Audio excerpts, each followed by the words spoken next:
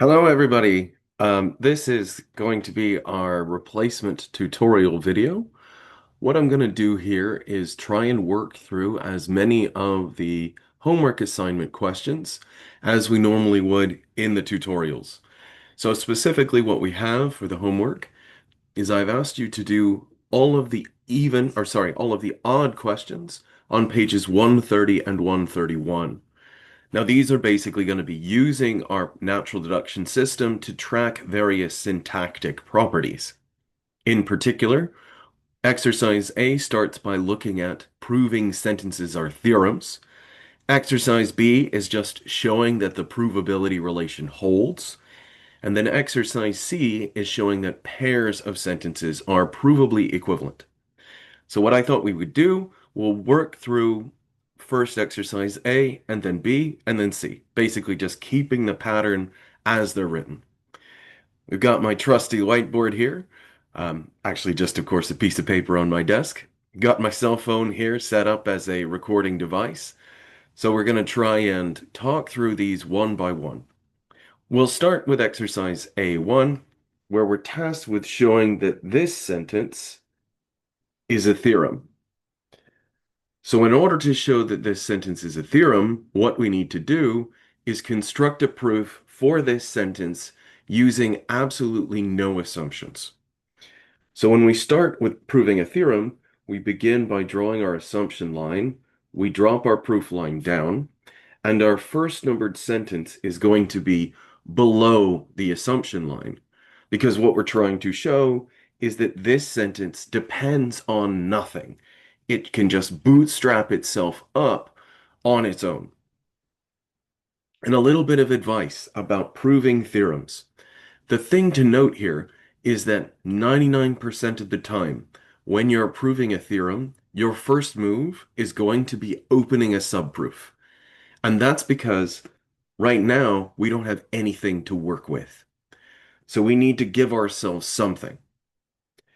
Now, keeping that in mind, we can look at the sentence we want to get to, our would-be conclusion, and using the usual pattern, we can ask, okay, given that this is its main operator, what rule do we think we'll use last? Well, very plausibly, it's going to be conditional introduction. The main operator of this sentence is a conditional, and this rule is guaranteed to give us a sentence with this structure. And what do we need for conditional introduction? Well, we need a subproof that starts with our would-be antecedent and ends with our would-be consequent. And thankfully, that's very easy because if we assume sentence O, we can immediately use reiteration to give us the same sentence. And look, we've got our subproof that starts with the antecedent, ends with the consequent. So we can close the subproof, take a step to the left, and generate our conditional. And our citations are the whole subproof that shows us if O is true, then O is true. Not the most amazing proof in the world, but hey, it's a good place to start proving a theorem. So we've shown that this sentence is derivable from no assumptions whatsoever. And in that way, it is a theorem. Cool. So that was A1. Let's go on to A3. A3, we've got another theorem proof. This time, the sentence we want to prove as a theorem is J biconditional, J or L conjunction not L. So just like with the previous, we want to show that this sentence depends on nothing for its truth. So we're going to begin by drawing our assumption line, dropping our proof line, and our first numbered sentence is going to be below the assumption line.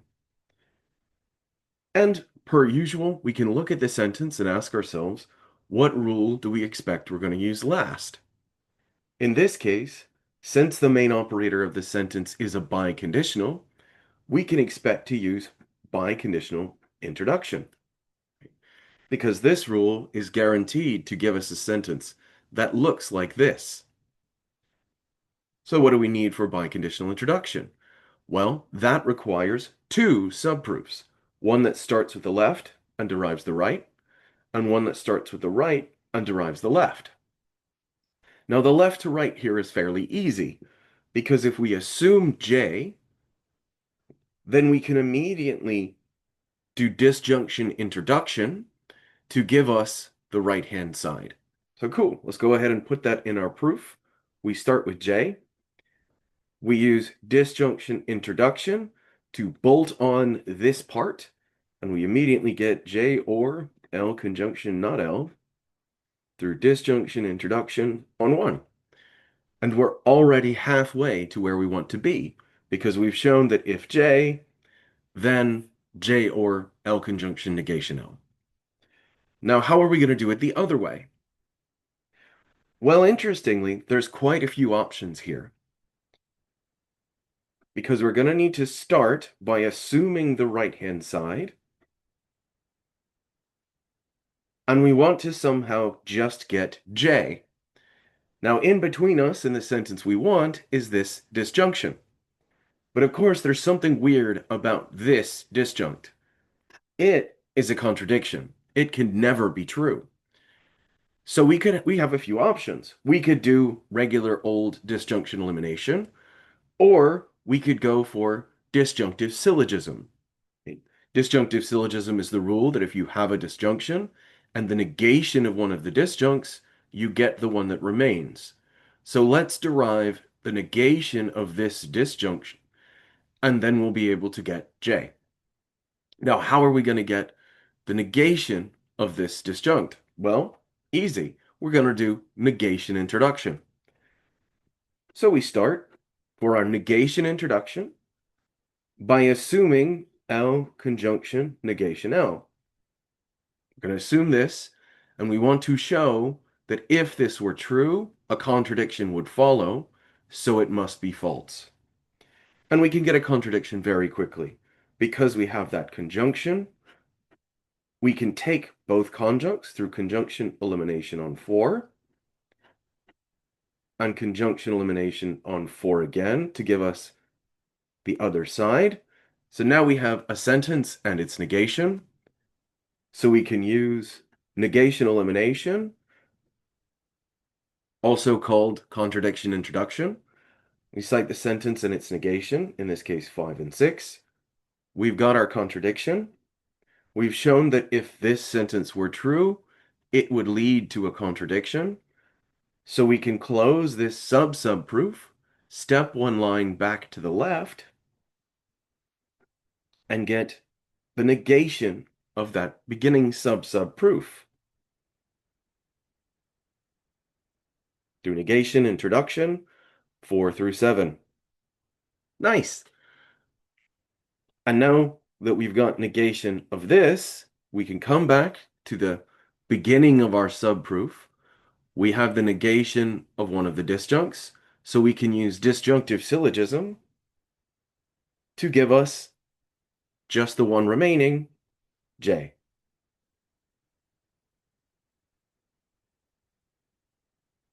And now we've shown the right to left. If you assume the right-hand side of the biconditional, you can get the left.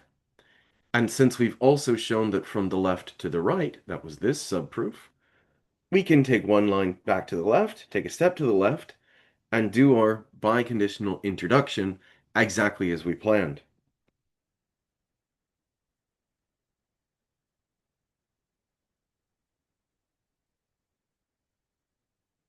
And the rule here is biconditional introduction, and we cite the two subproofs. 1 through 2 for our left to right, 3 through 9 for our right to left. Perfect. And so now we've shown that this sentence is true, even if you don't have any assumptions whatsoever. It follows from nothing at all. It's a theorem.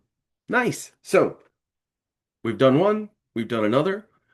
And more generally, when we prove that a sentence is a theorem, what we do, we start with no assumptions, and then we derive the sentence from nothing. Awesome. All right, so let's go on now to exercise B. Exercise B is proving, well, that provability holds. So let's start with our first one. I'm just going to write it down as if we're jumping straight into the proof. So what we have are two premises. We've got C conditional E conjunction G. And our second one, we have negation C conditional G. There's our two assumptions. We draw our assumption line. We drop our proof line down. And now where do we want to go? We want to derive G. Now, since our conclusion is an atom, we know that we're not going to be using any introduction rules. We can't, because introduction rules always introduce an associated connective or operator, and there is no connective here. So it's going to be some kind of broad elimination rule. Now, if we look to see in our assumptions, where can we find the result we want? Well, it's in line 1 underneath this conditional and this conjunction. Of course, conjunctions are easy, but if we could somehow do conditional elimination on line 1, we could get G. To do that, though, we'd also need to have sentence C. Because remember, for conditional elimination, you need the conditional and the antecedent to give you the consequent. Okay, we also have the sentence we want, our conclusion, in line 2. And here it's again through conditional elimination. But in this instance, we'd need negation C. So something immediately jumps out. If we have C, we can get to G. And if we have negation C, we can get to G. This should be setting off a bunch of alarm bells because in this situation, it's just crying out for us to use tertium non datur. TND, right, no third way, tells us if you can get to a result, first assuming a sentence and then assuming its negation, we know the result holds because the sentence must be true or false. There is no third option. So that's our plan. We're going to use TND. We're going to then construct two subproofs, one that starts with C and ends in G, and a second subproof that starts with negation C and ends in G. So let's plug it in. Let's start with the one from C. We assume C, and we want this subproof to end in sentence G. Now we can do that really quickly because we've got the conditional and the antecedent, so we can immediately get the consequent via conditional elimination. And then from this conjunction, we can quickly break it and get the conjunct we want.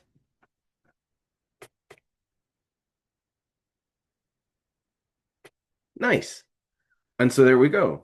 We have done half of what we need. Now we have to do the other half. We have to step back into our main proof, immediately open a new subproof, and this second subproof is going to start with negation C. And that's because, again, the big idea is for us to go for TND. So we jump in here. Our second subproof is immediately going to open with negation C. And with negation C and this conditional, we can do conditional elimination to give us G. And hey, look at that. Our second subproof's already done. If C's true, G. If C's false, G. So no matter what, G. And our rule here is tertium non datur, 2 through 5, and 6 through 7. That is the two subproofs. First from the sentence, and then from its negation. Nice! So, there's B1 already finished. Now let's go ahead and jump to B3. All right, so B3, again, I'm going to start by just writing our assumptions down. We start off with a biconditional.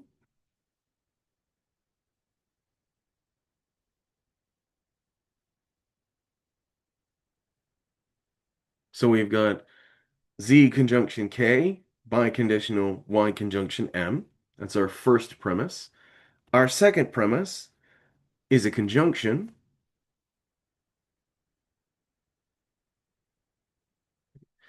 and our conclusion that we want to get to is Y conditional Z. So we'll draw our assumption line, draw up our proof line, and we can start in the usual way. Let's begin by thinking about our conclusion. So our conclusion's a conditional. And since it's a conditional, we can expect to then finish by using conditional introduction. Conditional introduction requires a subproof that starts with our antecedent and ends with our consequent. So let's think, if we were in a subproof that started with Y, how might we get to Z? And here we can go and look, right? We see Z in premise 1. In between it and us, we'd have to get rid of the biconditional and the conjunction. Now, the conjunction's easy. The biconditional, though, what do we need for that? Well, to get rid of the biconditional, we'd need to have the other side, because it's basically just conditional elimination where we could go either direction. So now we need to ask, how could we get Y conjunction M? But remember, this is going on inside of our subproof, so we'd already have the Y. It now just becomes a question of where are we going to get M from? And this is where premise 2 comes in, because there's the M we need. And in between it is a conjunction, easy, and a conditional. Now, to do the conditional, to get rid of the conditional, we need to have the antecedent. And there it is right there. So here's the plan. We're going to derive M using the parts from line 2. We can then open our subproof, generate this side of the biconditional to derive the other side. Then we'll break this conjunction to give us Z. Also, we can finish just as planned with conditional introduction. So let's get started. As I said, first, we'll go ahead and we'll get ourselves M. Now note, we don't have to do this before opening the subproof, but there will be some times, especially when we get into doing this for FOL, where it might be useful to go ahead and do stuff before you start your subproof. So we'll do that. We've got the first part here. Our next bit, we're going to give ourselves the other conjunct, that is this conditional. Now that we have the conditional and the antecedent, we can derive the consequent from conditional elimination 4 and 3. Okay. And now we're going to start our subproof. We begin by assuming Y. And remember, the plan for the subproof is to do conditional introduction. So we start with Y, and we want it to end with Z. And our idea was to build this side of the biconditional. So we have Y as our additional assumption. We've already derived M. So we can do conjunction introduction to give us that side of the biconditional. We can then use biconditional elimination, because we have one side, to get the other.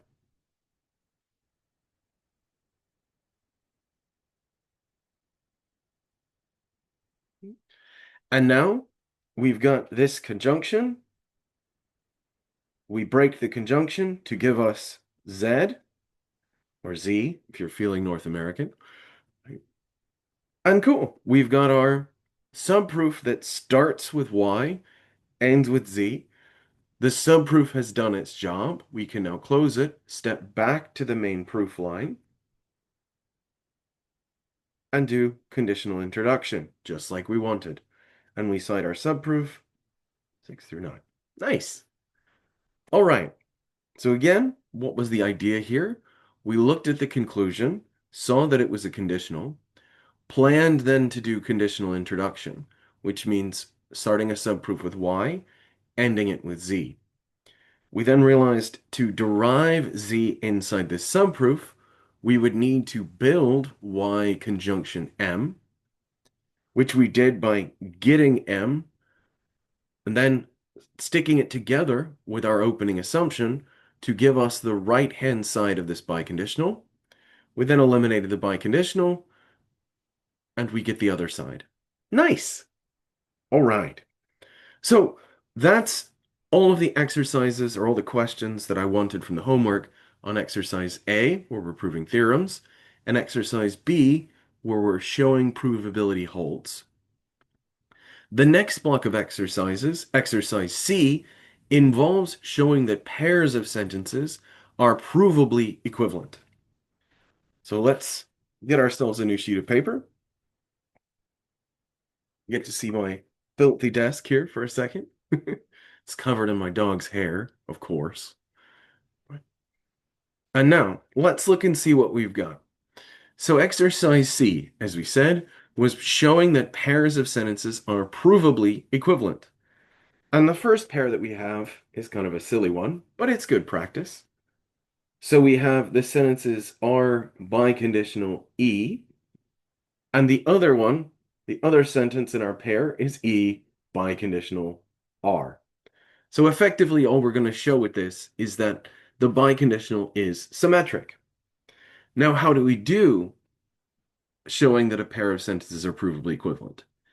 Importantly, to answer these questions, you have to give me two subproofs.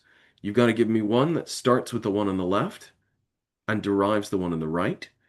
And then secondly, you need to give me a different proof that starts with the one on the right and derives the one on the left. So I'll show you how to do this one. It's going to be very quick. Let's do the left to right first. So we're going to assume R biconditional E, and we want to derive the other side, the right-hand sentence, E biconditional R. And how are we going to do that? Well, per usual, we look at our conclusion, which is this sentence in this case, and we ask ourselves, what rule do we think we're going to use last? Since this has a biconditional as its main operator, we can plan on doing biconditional introduction. And what do we need for biconditional introduction? Well, we've got to do conditional introduction twice. First from left to right, so a subproof that starts with the left and derives the right, and then a second subproof that starts with the right and derives the left. And that's going to be really easy because we've got this guy to use here. So our first one, we can start. We assume that sentence, and we want to derive that sentence. How are we going to do that? Well, we use this and the biconditional we've already got at the start to immediately derive R through biconditional elimination. And we've already got the left to right. Now we got to do the right to left, and unsurprisingly, it's going to look very similar. We will start with sentence R, this one right here, and we're going to want to get E. We can do it very quickly through, again, using this guy. Biconditional elimination, lines 1 and 4. And hey, look, we've shown that the arrow goes this way and that the arrow goes this way. So we can close our two subproofs, step back on the main proof line, and get the flipped biconditional. And we cite our two subproofs, 2 through 3 and 4 through 5. Cool. Now, that's only half of the job though. That shows that this sentence entails this one, or that rather, from this sentence we can prove that one. What about the other way? Well, it's going to look very, very, very similar. We're going to start with E biconditional R, and we're going to do the same things just in the other order. We start by assuming R, immediately do biconditional elimination to give us E,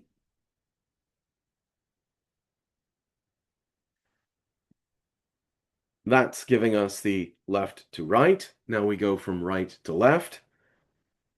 So we start with E, immediately get R from 1 and 4. And now we've shown that the arrow goes both ways, so we can derive the sentence we want via biconditional introduction 2 through 3, 4 through 5. Again, not the most amazing proof of provable equivalence, but at least we've shown now that syntactically the biconditional is symmetric. Let's go on to a slightly more interesting one in C3. So, C3, we've got two different sentences this time. We have T conditional S is our first sentence, and our second one is negation S conditional negation T. Okay. So what we're going to want to do here, just like with the previous, is we'll need to construct two proofs. One that starts with this sentence and ends with that one, and then a second proof that starts with this one and ends with that one. So let's do the left to right first. Let's start with T conditional S, and let's try and derive negation S conditional negation T. So looking at our would-be conclusion here, the sentence we want to end up on, we can do the usual stuff. Looking at it, what rule do we think we're going to use last? Well, since this is a conditional, we can expect to use conditional introduction, which would mean having a subproof that starts with our would-be antecedent and ends with our would-be consequent. So how could we do that? If we start with negation S, how might we get to negation T? Well, here's a really helpful thing. We've got the conditional, we have the negation of the consequent, and we have a rule called modus tollens that using these two lets us then immediately derive the negation of the antecedent. So that's our plan. We'll use this and the negated consequence to immediately give us the negated antecedent. And our rule is modus tollens. We cite the conditional and the negated consequent. And hey, look, we're already done. We can now close this subproof and immediately introduce the conditional we wanted.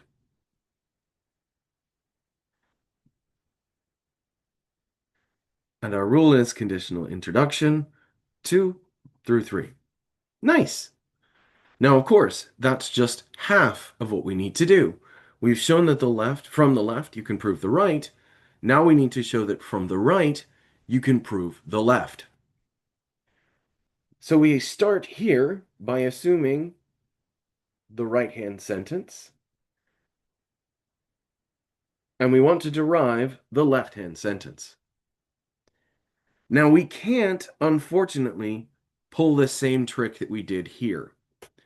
And the reason we can't is that modus tollens requires we have the negation of the consequent to then derive the negation of the antecedent. And if we started a subproof with T, well, we wouldn't have the negation of the consequent. But we can do something pretty fun. So let's go in with the idea of doing conditional introduction to give us this conditional. So that means a subproof that starts with T, and this subproof needs to end in sentence S.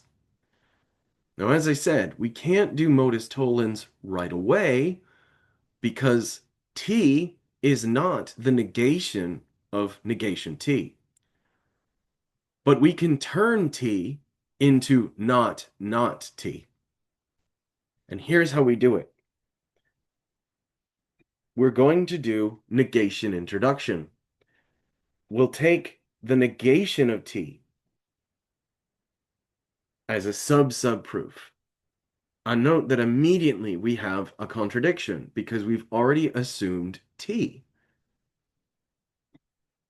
So from T and negation T via negation elimination, we get a contradiction.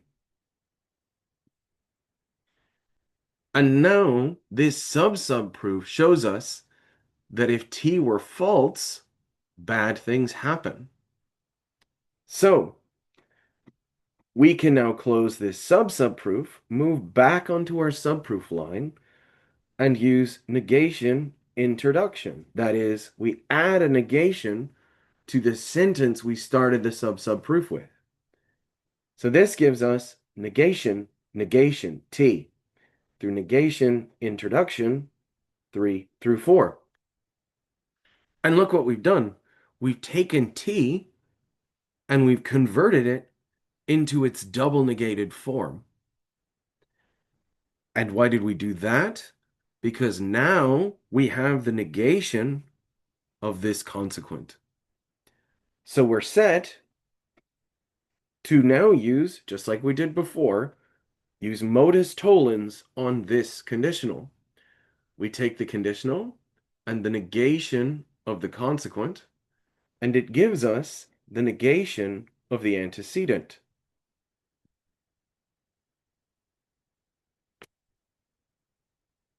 But now we have negation, negation S, and that's not what we want because we want it to end in S.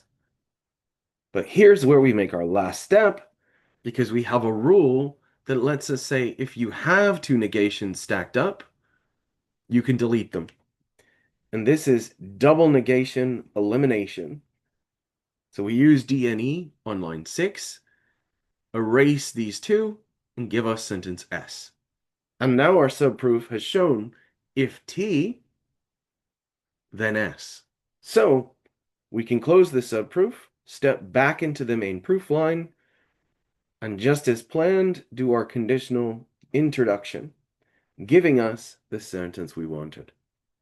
And we cite the subproof that starts with the antecedent, ends with the consequent, 2 through 7. Cool. So there we go. Right. This has shown us again that these two sentences are provably equivalent. From the left, you can derive the right, and from the right, you can derive the left. Nice. Okay, now we have one more to try and go through. And this will be C5. C5 is a little trickier, but the same broad process is going to work. So here's our pair of sentences. We have negation C conditional D as one, and our other is C conjunction negation D. So effectively, we've got the conditional is false, and we have the antecedents true and the consequence false. We're going to show that these two are provably equivalent. So how are we going to do that? Well, let's start, in this case, from the right to left. Let's start by assuming this, and we'll derive the negated conditional, because it's a little easier of a proof. So we'll begin by assuming our right-hand sentence, and we want to derive this left-hand sentence. So looking at it, the main operator here is the negation. So we can think, okay, let's try and plan to use negation introduction as our last move. What does negation introduction require? It requires a subproof that starts with the unnegated sentence and then derives a contradiction. So if we opened with C conditional D, we want this subproof to end in a contradiction. Now, how are we going to get that? Well, to get a contradiction, you need a sentence and its negation. And here's a tip. When you know you're going to need a contradiction, one of the things you can do is look to see where your negation is going to come from. That is, do you already have a sentence featuring a negation? If you do, you can not always, but frequently, bet you're going to either derive or build the unnegated version of that sentence. And in this case, we've got a sentence with a negation in it. We've got negation D. And can we get the unnegated version?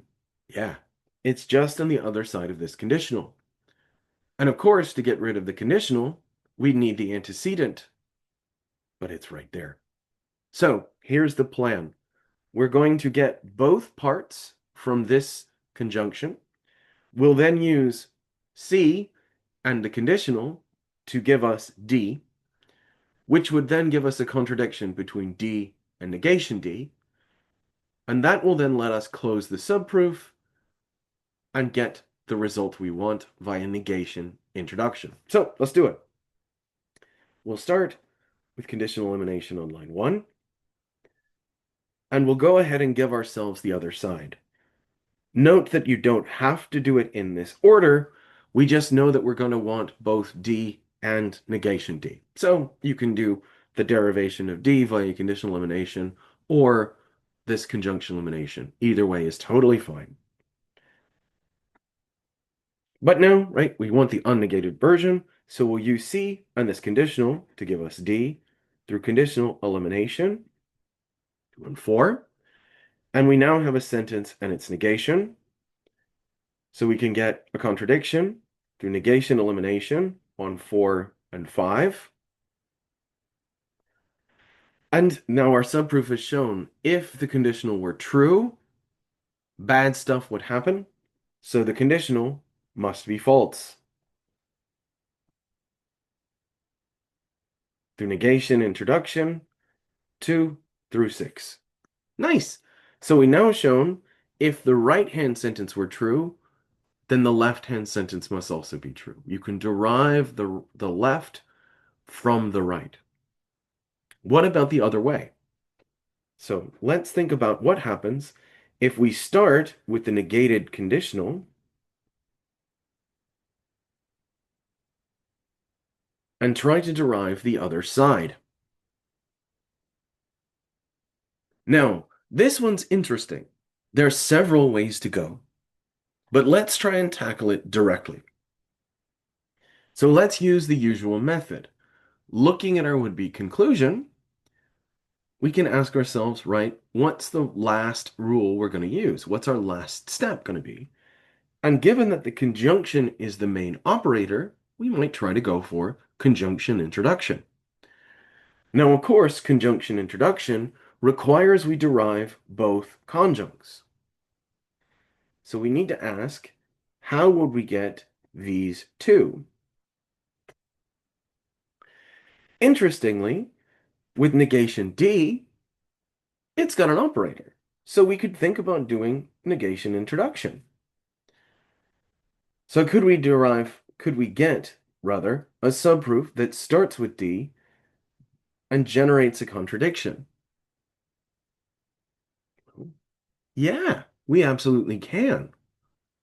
And where's our contradiction going to come from? It's going to come from generating the unnegated version of this conditional. Because if D were true, then C conditional D is also true. Because remember the truth conditions for a conditional. It's true whenever the consequent is true. So if D were true, C conditional D is true, but since we're assuming it's false to open our proof, we get a contradiction. And that would give us negation D. So let's go ahead and do that. It's tricky, but we can show it. So the plan is to assume D, generate a contradiction to let us then go back in the main proof and get negation D. Now, how are we going to do that? Well, we're going to do a little two-step. We'll start opening a subproof by assuming C. Now, this is very strange, but follow me here. What we can then do is immediately reiterate line 2, giving us D. And now we've shown if C, then D. So that means we can step one line to the left from our sub-subproof and get the conditional if C, then D from conditional introduction 3 through 4. But of course, this contradicts our opening assumption. So we can immediately get a contradiction, negation elimination on 1 and 5. And hey, look, our subproof now shows that if D were true, we would get a contradiction. So we can close this subproof and do negation introduction to give us negation D. Nice.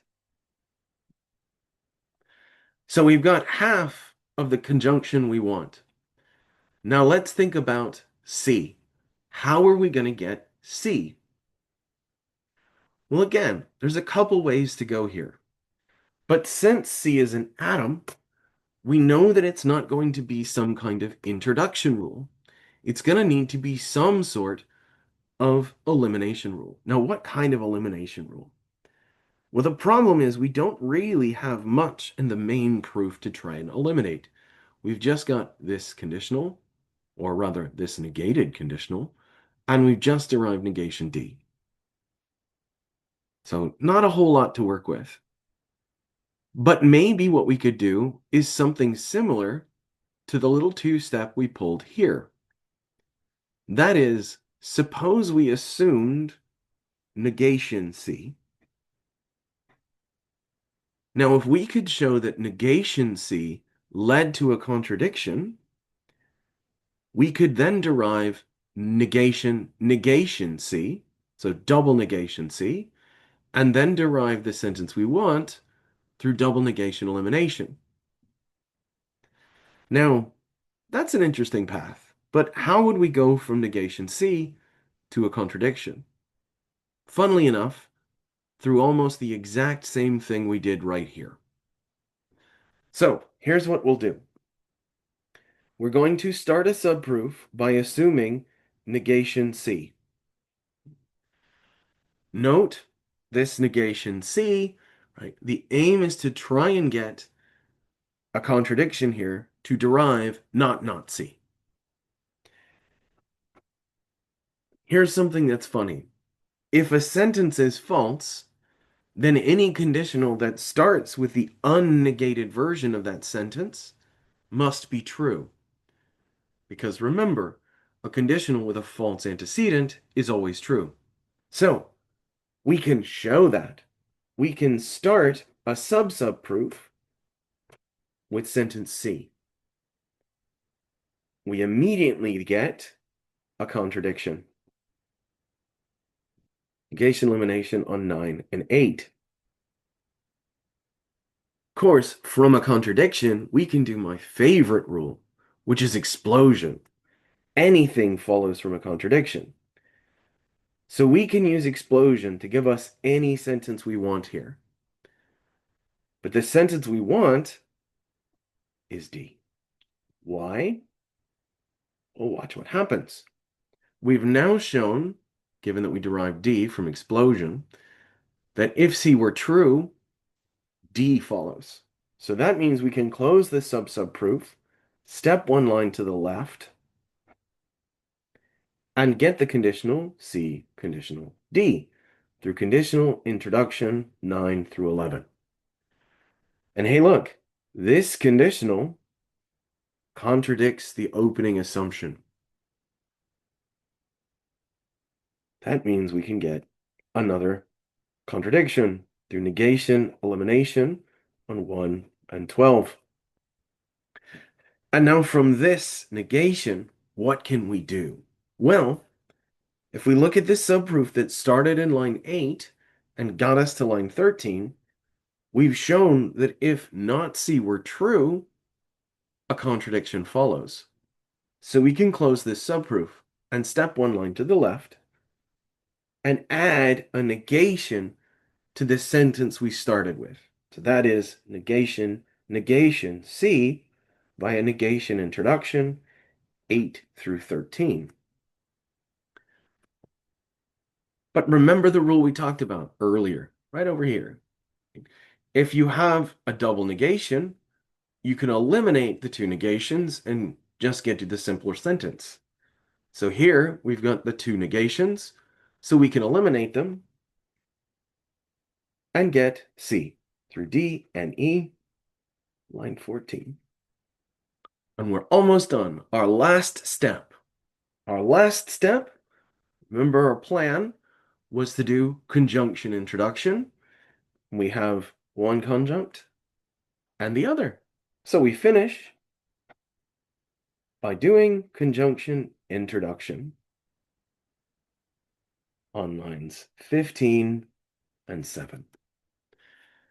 And nice. So this one was tricky. In particular, it relied on these two moves.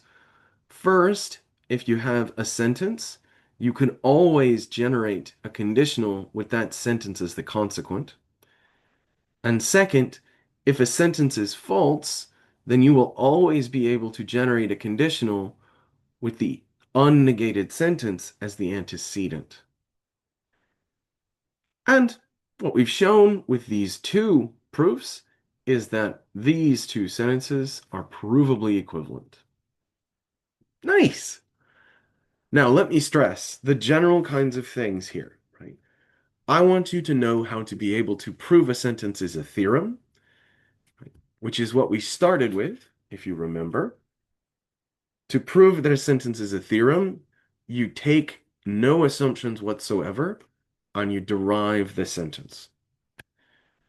Similarly, to show that pairs of sentences are provably equivalent, you give me two proofs, one that starts with the left-hand sentence and derives the right, like we did here, and one that starts with the right-hand sentence and derives the left, like we did here. You need both of them to show that the two are provably equivalent. And finally, if we show or we have a sentence that just features the single turnstile, we know that's just asking for us to show the provability relation holds. We'll take whatever's to the left of our turnstile as our assumptions, and the sentence to the right will be the conclusion we want to get to. Nice. So that's the stuff I wanted to talk through in the tutorials this week. I hope that this video has been useful. Obviously, if you have any questions, please feel free to email me or message me on Canvas. Happy to talk about this stuff. Note that what we're going to do now is we're going to move on to doing natural deduction for first order logic. And this is going to use all of the rules that we've done already.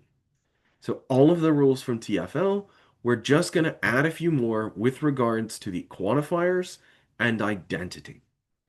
So that's going to be what we'll talk about in the lecture next week. Importantly, have a lovely, lovely week. Take care of yourselves, and I'll see you in, some time.